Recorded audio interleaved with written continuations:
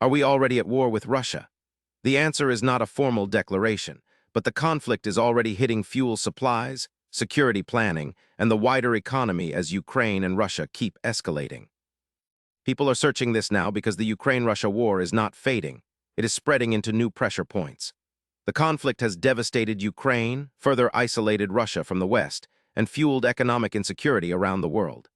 That is why a phrase like a phony conflict is catching on. It describes a war that keeps widening through attacks, retaliation, and economic strain instead of a clean battlefield line. The clearest sign comes from Russia's own fuel problems. Months of Ukrainian strikes on oil infrastructure have forced widespread fuel rationing, and President Vladimir Putin is now unable to mask the war's economic effects. That matters because it shows the fight is no longer only about front lines in Ukraine. It is now hitting Russian supply chains, domestic stability, and the cost of doing business across the region. Ukraine's drone campaign is a major reason this conflict feels different now.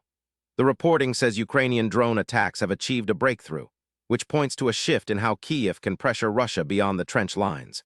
That creates a new problem for Moscow, because every hit on energy infrastructure, transport, or military logistics can deepen the economic squeeze and force new responses from the Kremlin.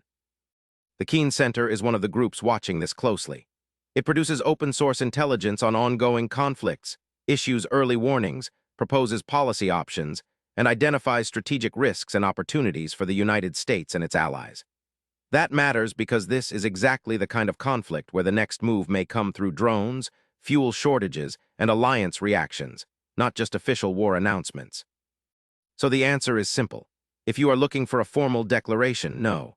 If you are looking at the effects, Russia and Ukraine are already in a conflict that is reshaping security, energy, and policy decisions well beyond the battlefield. The next thing to watch is whether the pressure on Russia's oil and fuel supply keeps growing.